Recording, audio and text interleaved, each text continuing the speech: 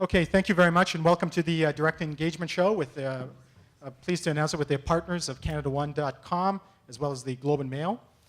Today's show, David versus Goliath. And I'm good for the webcast audience. If you could, you have the option of emailing in your questions at webcast@directengagement.com, or either you're on the Globe and Mail site or CanadaOne.com.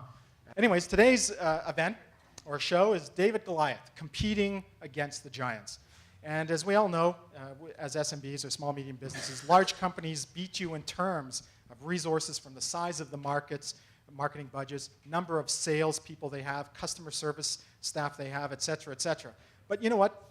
With the gentleman up here today, we know you can still slay the giants, for history has shown us that. So today's topic is about how you can compete against the big guys and how other small and medium-sized businesses have done so and won.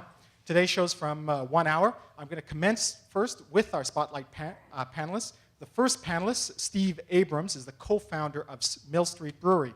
Now, his perspective is going to be marketing against multi-million-dollar budgets. Each panelist will be given approximately a 1-minute overview, and then we're going to get into the journalist questions. And right after that, we'll go into the audience questions, both webcast and studio. So Steve, we'll start with you. Marketing against multi-million-dollar budgets. Don't do it. Next. We certainly never started out to compete against multinational conglomerate breweries. It was really just a bunch of guys getting together to make some great craft beer. And as we've grown, we've certainly stuck to that premise. And we're happy just making great craft beer. That's what we're about. So there's really lots of room in this industry for people like us, and that's we found in Ontario especially. So we like to think we've carved our niche, and we're all about making great, unique products, looking at the market, what's missing, experimenting, having fun with it. As our brewer likes to say, he makes beer on a human scale, and we're still trying to figure out what exactly that means, but it sounds good, so I'm going to say it. And we are still just having fun, but in terms of competition, I don't even think they know we exist. Well, maybe they do. Okay, thank you. Thank you very much, Steve. Now to Tony Lacavera, chair of Wind Mobile. He's going to provide a perspective on starting up even in an established market, as he's done against the behemoths, the telcos. Tony, your perspective? It's a lot of fun. It's a great adventure, something I really enjoy doing, so that really helps, obviously, when you really love what you're doing. Shaking up the big guys has always been something that I've been about since I started in the telecom business 12 years ago, and every time I come across a fellow entrepreneur that's doing something like that, such as Steve, I'm really happy to be an investor in his business, because he's really, kicking butt. And so, it's the same idea, right, where the big guys are big, they're slow, they got a lot of legacy systems and processes. Most of all, they've got this, tunnel vision going on. So as long as you approach things with fresh ideas and a fresh way of looking at things and stick to a new model, you can really make a real impact on the market. Thank you very much, Tony. Now, Loudon Owen, he's the chairman of I4I, and his perspective is how you can really protect your IP, especially, I guess, going with some big partners. Loudon, your opening? The best way to protect your IP is to stay at home and not talk to anybody.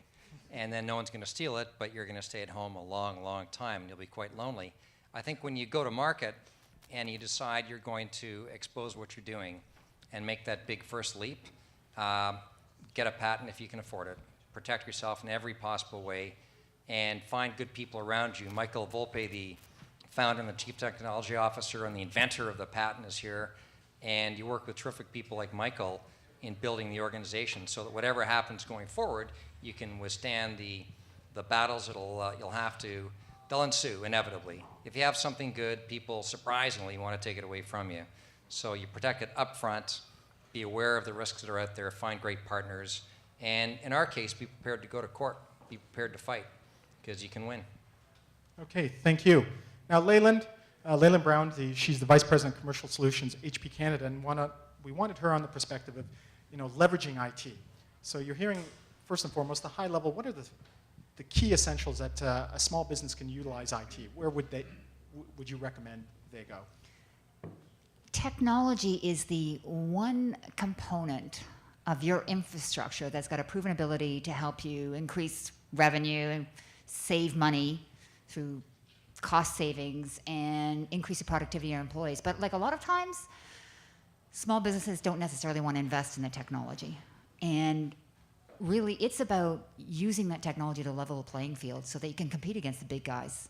Because we have the ability with the mobile technology now to really level the playing field completely. You mentioned mobile. So is that one of the key top 3 areas you would Absolutely. suggest going first? Absolutely. And what do you mean by mobile? Would it be Mobiles? remote? So being able to give your employees or the people that you work with, that work with you, being the ability to work anywhere, anytime, anyhow, connected.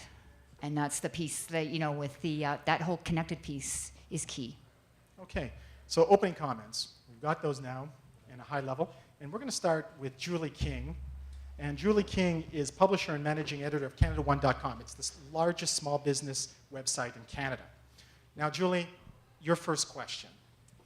Well, first of all, congratulations, because a lot of people set out with a dream and they start a business, and it starts off as a small business, and then at some point along the way, something happens. Quite often, I think it's not the failure we read about 80% the first 5 years, 80% in the next 5 years, as much as it is they get stuck. They're trying to deliver on a vision, they're trying to go forward with a goal in mind, and at some point, something comes along the way that just completely, they get mired and stuck. So I'd like to hear about your founding vision and how things have gone on the path for you. I think we don't have, the 20 minutes it could do it justice. But, what was that founding vision, and where did you get stuck, and how did you overcome it? So like the inspiration? The inspiration, founding goal that they aimed for. And we'll start with Steve and go right there. Steve?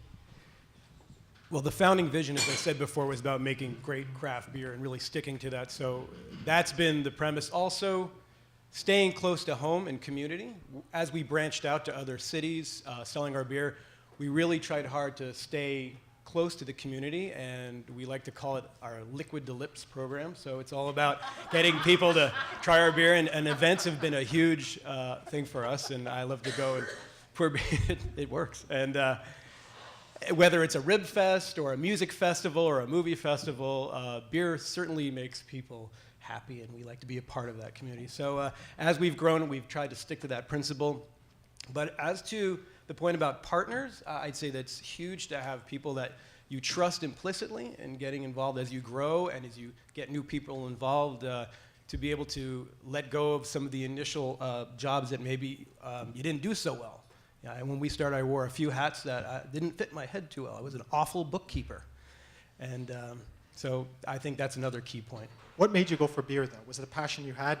Okay, we all have a passion, or a lot of us do, for beer. I did like beer, yeah. But what made you decide to go in beer? I saw an opportunity. I saw a tremendous opportunity here in Ontario. How did you see the opportunity? I saw that, I am originally American from New York City, moved up here. Yeah, sorry. And when I came up here, I was familiar with, you might be familiar with, like Sierra Nevada, Sam Adams, a lot of these great American craft beers that you can't readily get here. And honestly, I was craving them. And there weren't too many similar brands here, so I saw an opportunity to start with a few guys. And I am not a brewer. I don't make beer. I drink it and enjoy it, but I certainly helped when we started, bottling and doing all that, but I'm a lousy brewer. So you saw a gap and opportunity? Absolutely, it was just opportunity, yep. Okay. Tony?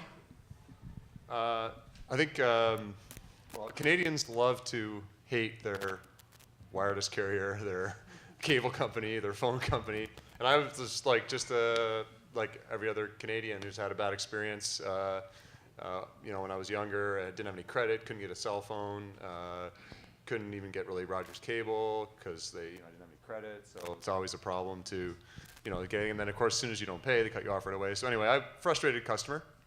Was how I had my experience.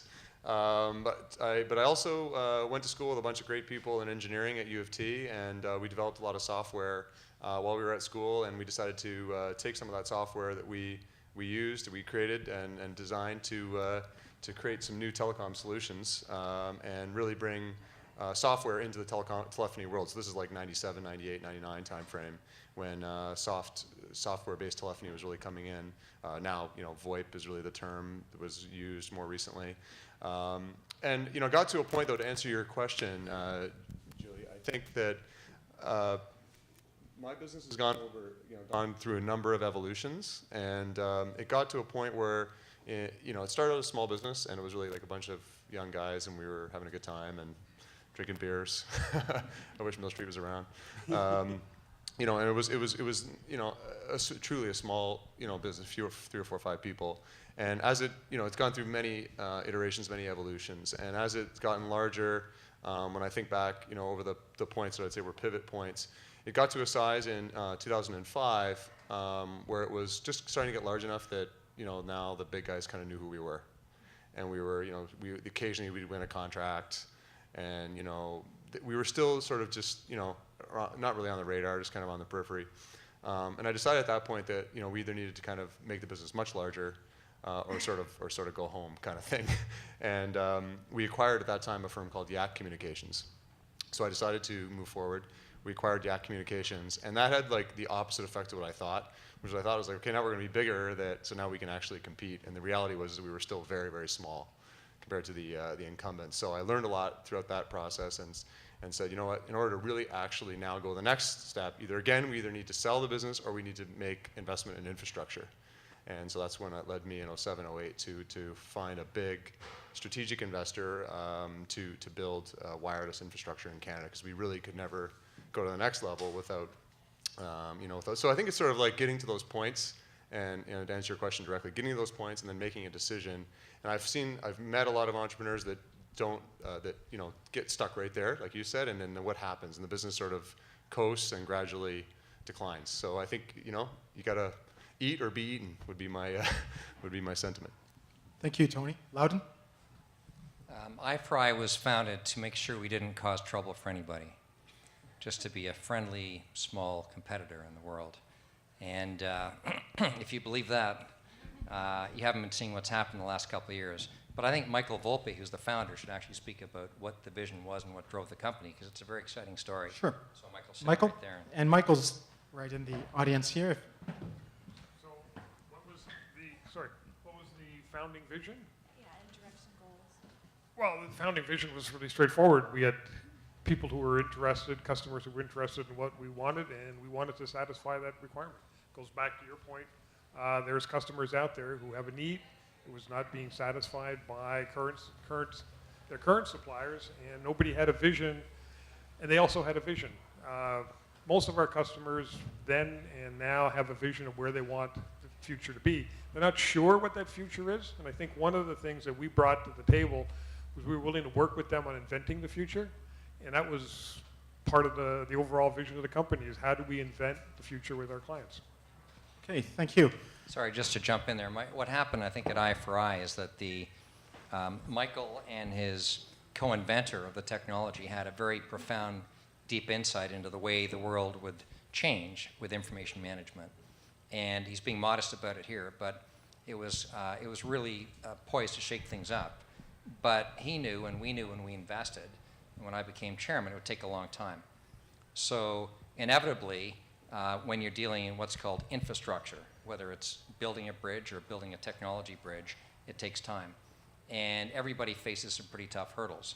So despite the original business plan, it didn't just simply scale up at the super rapid pace and with a positive cash flow after a couple of days. It took a long time. And I think the decision that was made early on that I think was really pivotal was to protect our property. And that was Michael's patent filing. It was the invention together with the co-inventor, Steve Owens. And that really positioned the company. So no matter what happened, when we faced highs and lows and other issues, at least we had property. We had something we owned. And people have perhaps forgotten because of there's been attention paid to this lawsuit against Microsoft, but it's a company, it's a business. We sell products, we have done for a long time. We have clients all over the world. We supply, anytime you buy pharmaceuticals in this country, and there's a label on that pharmaceutical, that comes through i4i. And that makes sure you don't mix apples and oranges and nitrogen, and make sure you're safe. So i4i is actually a pretty thriving business in its own right, but in addition, it has property which it's had to protect. Okay.